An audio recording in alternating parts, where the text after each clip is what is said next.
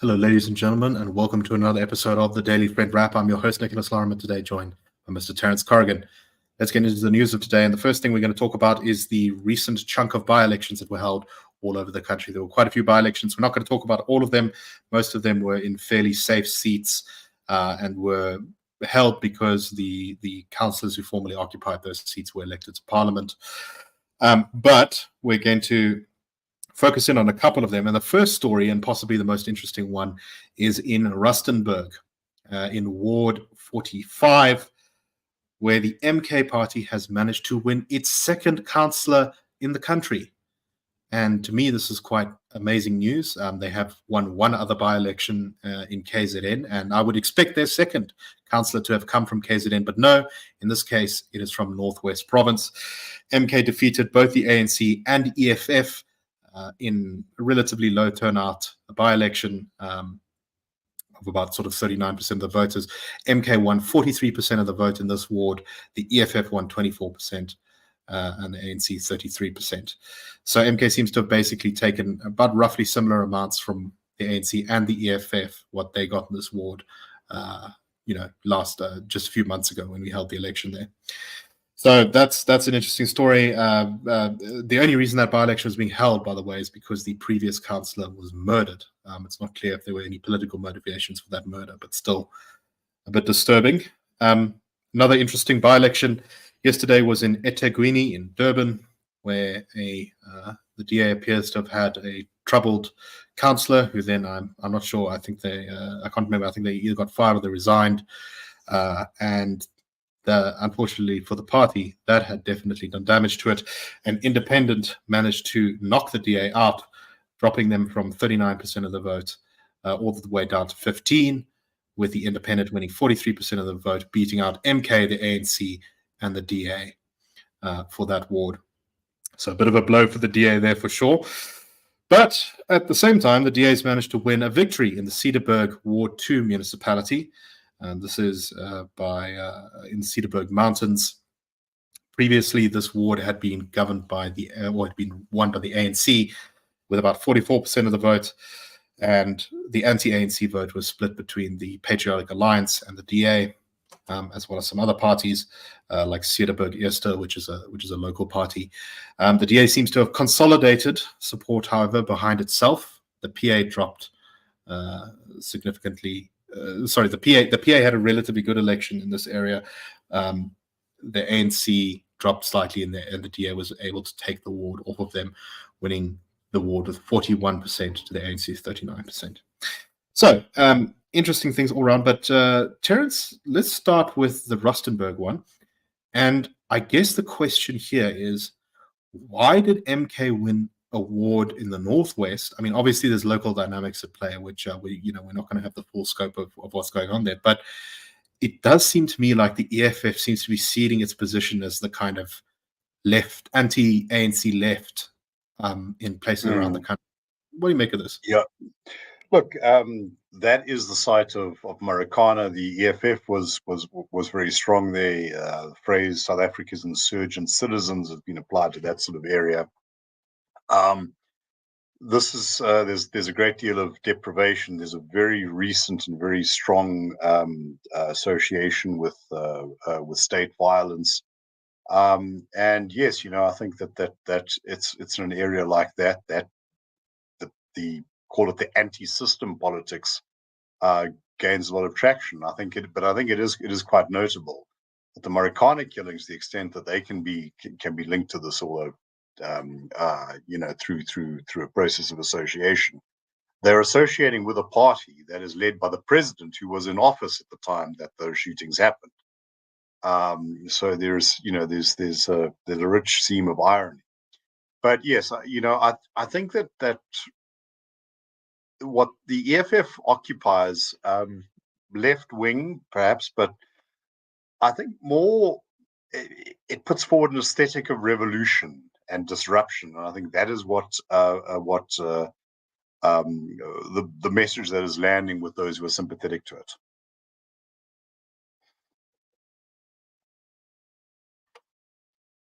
So, what do you make of this election in eThekwini where the DA lost to an independent? I mean, from what I've heard, the DA candidate there was the previous DA councillor was not popular, which perhaps explains the defeat. But this to me suggests that there's very much that the DA, in a way that the ANC has, in rural Limpopo, the ANC seems to be able to kind of do whatever, and it still wins in those small wards.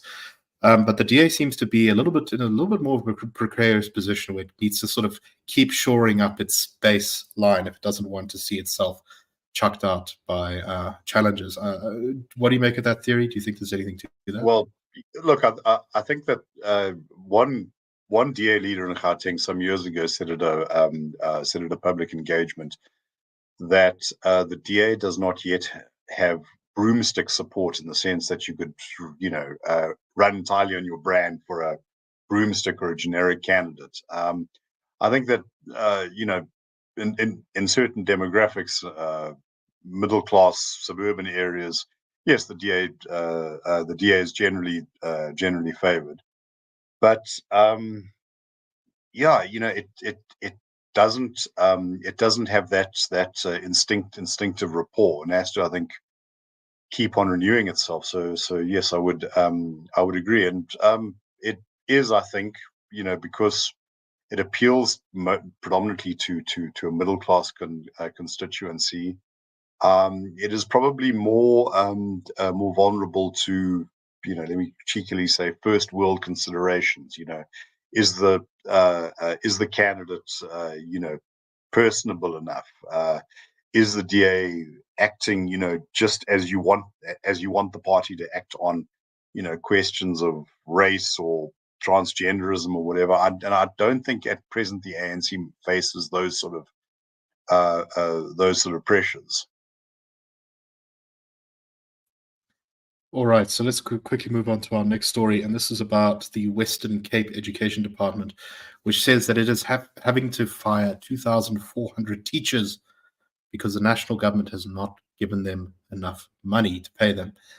Spokespeople for the and the Education MEC of the Western Cape Education Government says that they have received only 64% of the cost of the wage agreement, which had been agreed with teachers, with the remaining 36% having to be funded by the province, and that this has created a 3.8 billion rand shortfall in the government's budget.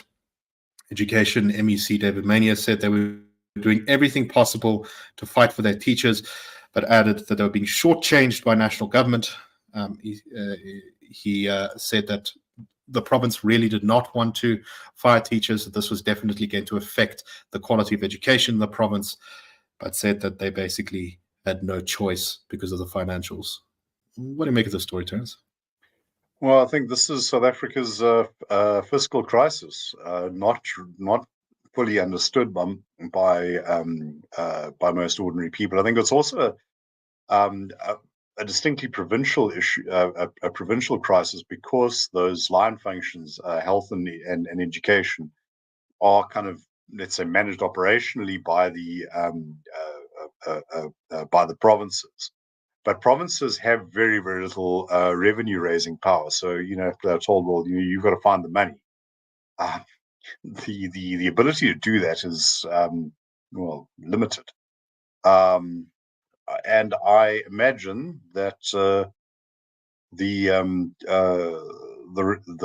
rest of the country is going to run into this problem very rapidly. I think that's definitely a major concern.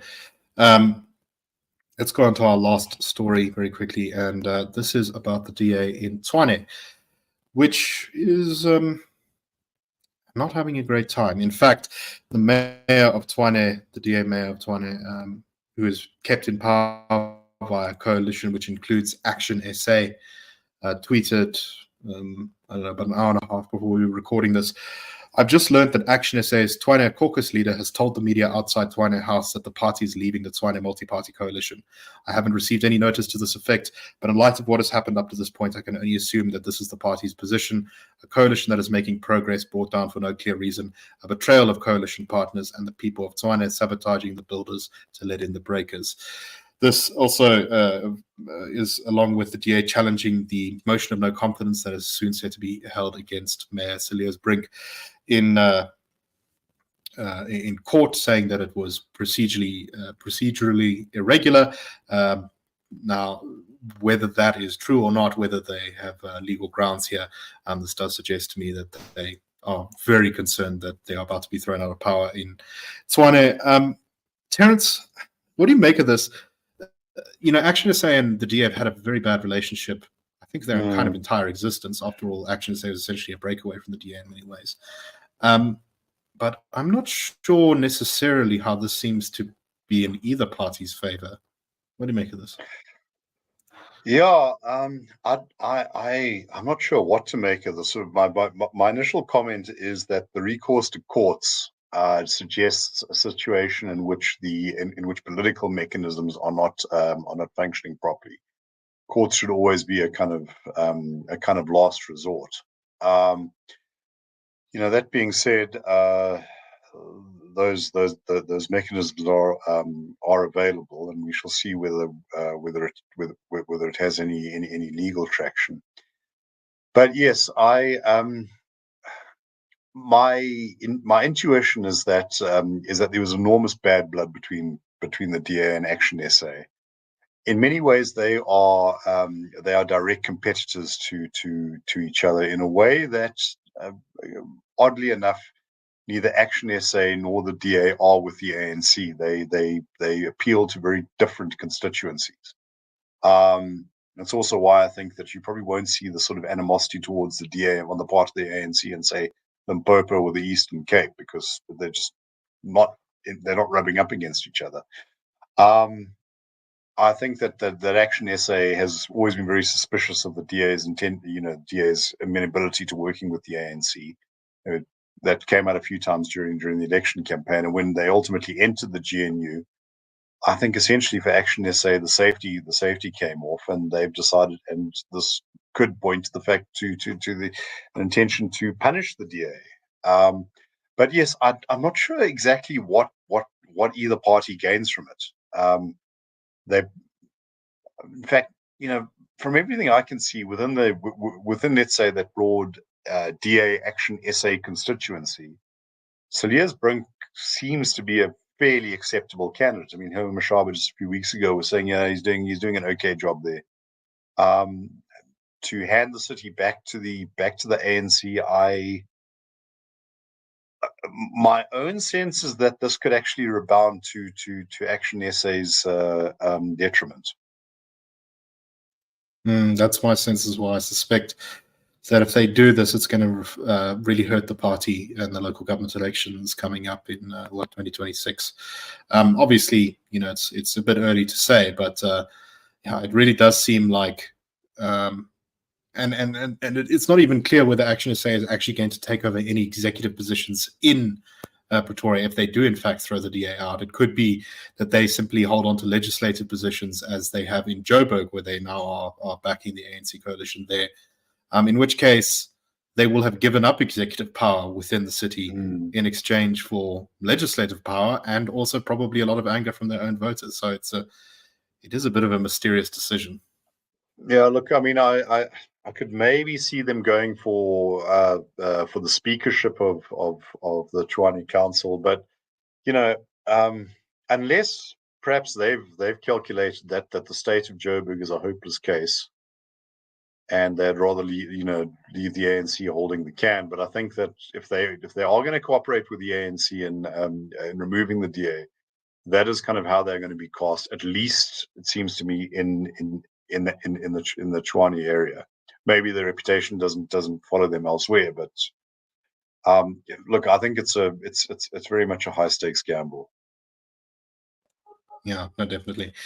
Anyway, we shall have to see what the final shakeout is. Who knows? Maybe the two parties will reconcile in the next 5 minutes or so, because time, I think, is very short on this one. But anyway, thank you very much for watching. We hope that you found the show interesting. And The Daily Friend Show and The Daily Friend are a project of the Institute of Race Relations, the IRR. The IRR is a think tank which was founded in 1929 to study race relations in South Africa and works to change government policy to improve race relations through non-racialism and to ensure the prosperity of all South Africans. If you like our work and would like to support us, please go to irr.org.za and click Support the IRR, or you can go to thedailyfriend.co.za and click the Fund Us